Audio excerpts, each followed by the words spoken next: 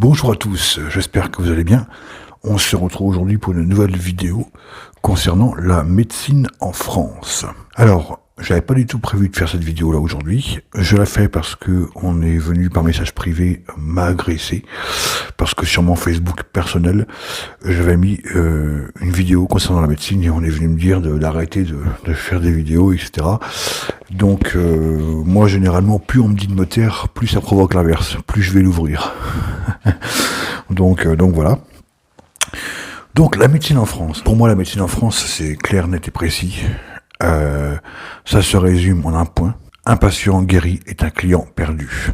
Je ne dis pas qu'en France, qu'on ne cherche pas à soigner certaines maladies ou qu'on ne cherche pas à entretenir toutes les maladies. Je dis juste que pour beaucoup de maladies, le but, en tout cas dans la médecine en France, c'est de les entretenir afin de pouvoir continuer à vendre des médicaments. Et donc forcément, pour le gouvernement, je suis ce qu'on appelle un complotiste, enfin ce qu'ils appellent un complotiste. Alors attention, il y a complotiste et complotiste, parce que quand j'entends des gens dire des thèses farfelues du style la Terre est plate, là je me dis effectivement, je comprends pourquoi on insulte parfois les gens de complotistes, parce que là faut vraiment être un peu idiot, voire beaucoup. Mais il y a des complotistes comme moi qui cherchent des informations et qui cherchent et qui trouvent des informations et qui se contentent de les partager, en quelque sorte. Mais si on revient sur le mot complotiste, je pense que c'est un mot très utile pour le gouvernement, parce qu'on le sait tous, aujourd'hui, il faut arrêter de se cacher. Aujourd'hui, le gouvernement, ce qu'il veut, c'est que toi, le petit français, tu ailles bosser, tu écoutes la télé, et surtout, tu ne penses pas. Voilà, ne pense pas. Écoute ce qu'ils disent, c'est la vérité, et si tu oses penser, ou si tu oses aller chercher des informations, te renseigner, te documenter, si tu oses faire ça, t'es un complotiste. Va travailler, paye tes impôts, rapporte-leur du pognon, obéis-leur comme un bon petit mouton, et surtout, ferme bien ta gueule. Voilà ce que le gouvernement français veut, c'est tout. Donc par contre, moi, je vais juste pour la petite histoire, pour vous expliquer, pour que vous compreniez bien, je suis pas un complotiste qui a vu 2-3 vidéos, et qui s'est fait une idée là-dessus. Je vais vous raconter, moi j'ai été éduqué par mes grands-parents, donc très jeune j'ai été envoyé chez mes grands-parents, et mon grand-père a eu vraiment un rôle de père pour moi, et un jour il me dit, parce que j'ai été naïf, j'étais bête et naïf, quand on est jeune on est un peu bête et naïf, voire immature, et donc un jour mon grand-père m'a dit mais tu es trop naïf, parce que moi, quand j'étais jeune, j'étais persuadé à 200%, que le gouvernement était des gens gentils, que le gouvernement c'était des gens qui voulaient le bien de leur peuple, qui faisaient tout pour le bien du peuple français, etc. Et donc un jour j'ai mon grand-père qui me dit mais t'es vraiment naïf à ce propos-là, à propos j'étais sûr que le gouvernement aimait son peuple et il faisait tout pour son peuple. Donc mon grand-père me dit t'es naïf.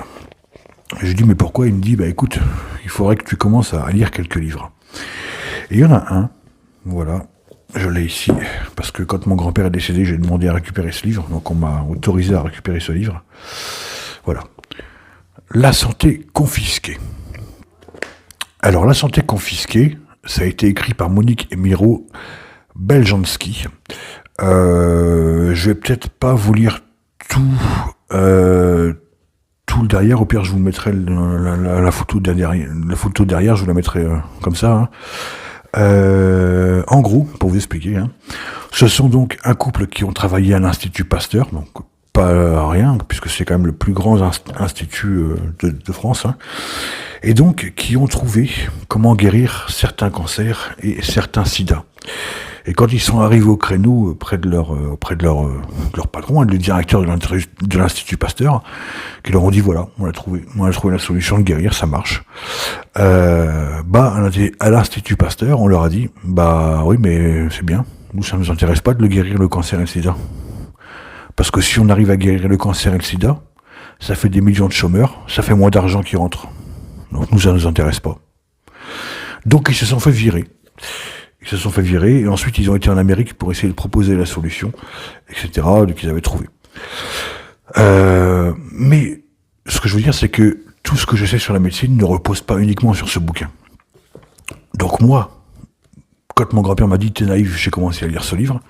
Et c'est vrai que j'étais naïf parce que j'étais persuadé que la France et que le gouvernement français ne voulaient que le bien de son peuple.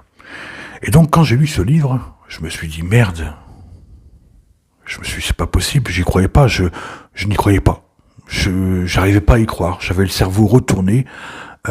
Tout ce en quoi je croyais, puisque encore une fois, j'étais persuadé que le gouvernement français voulait le bien de son peuple. Donc, tout ce en quoi je croyais venait d'être balayé d'une gifle, en fait. Et donc, j'étais perdu. Et donc, ce que j'ai fait, c'est qu'après avoir lu ce bouquin, je me suis mis à en lire un deuxième, puis un troisième, puis un quatrième, puis un cinquième. Ensuite, j'ai commencé à m'enseigner sur la santé et sur la maladie, etc. Dans d'autres pays que la France, notamment sur la Colombie. Je me suis pas mal renseigné sur la santé en Colombie, en Italie, etc. Dans plein d'autres pays et dans plein d'autres pays hors zone Europe. Et ce que j'ai découvert, j'ai fait à peu près 10-15 ans. Pendant 10-15 ans, j'ai fait, on ferait en quelque sorte une espèce d'enquête sur la médecine, sur la médecine pendant 10-15 ans. Et c'est justement au bout de ces 10-15 années d'enquête personnelle que j'ai fait sur la médecine que j'en suis arrivé à la conclusion qui est que la médecine en France, c'est un patient guéri égale un client perdu. Je pense qu'en France, on ne souhaite pas guérir. On souhaite entretenir la maladie.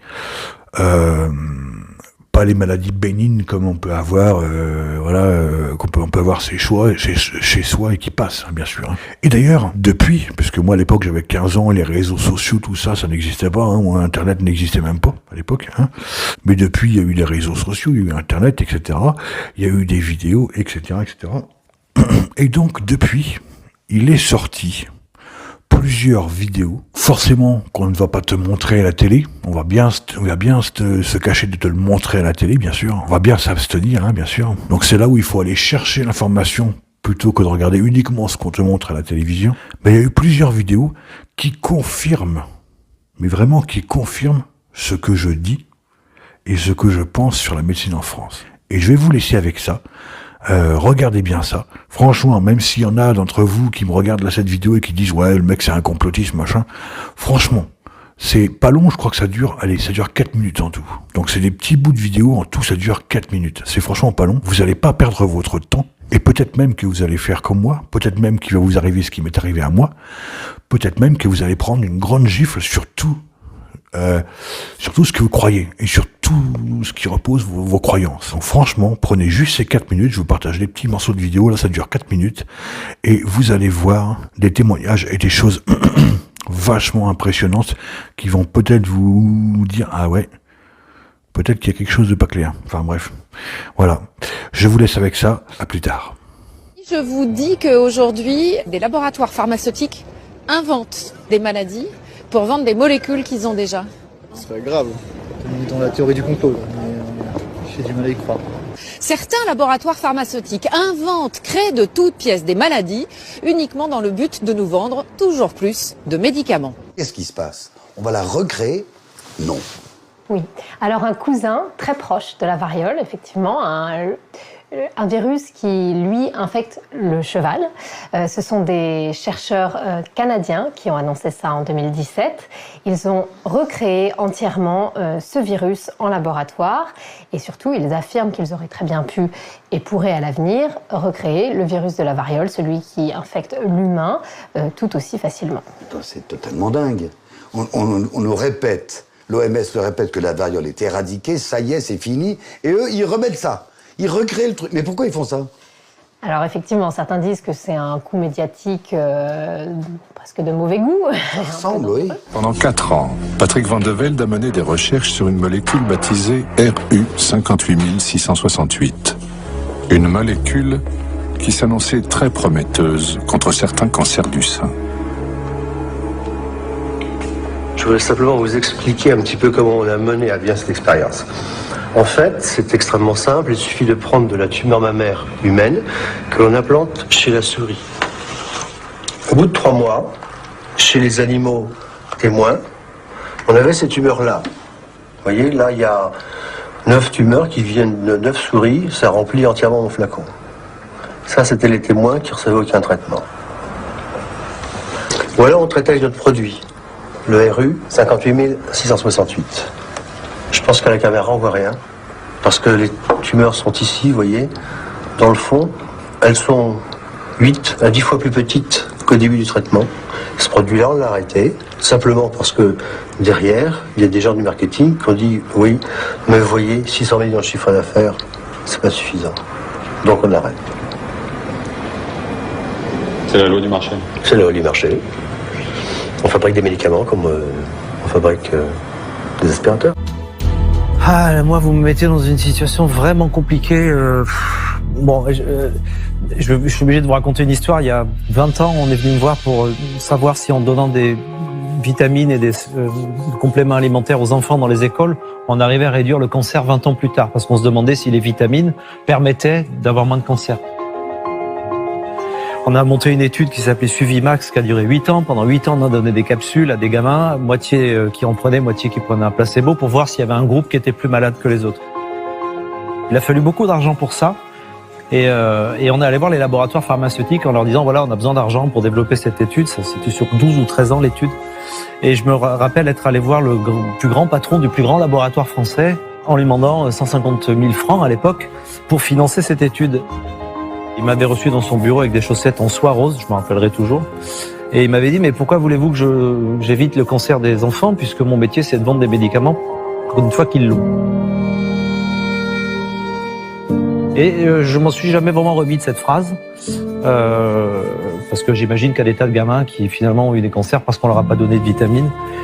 Et donc je me dis qu'à s'attaquer à cette industrie-là, et je rebondis sur ce que vous venez de dire en disant qu'il ne faut pas s'associer avec des labos pharmaceutiques aujourd'hui. J'imagine que vous avez des appels du pied, et beaucoup. Donc vendre votre âme à des grands labos pharmaceutiques aujourd'hui, ça me paraît certainement une mauvaise idée.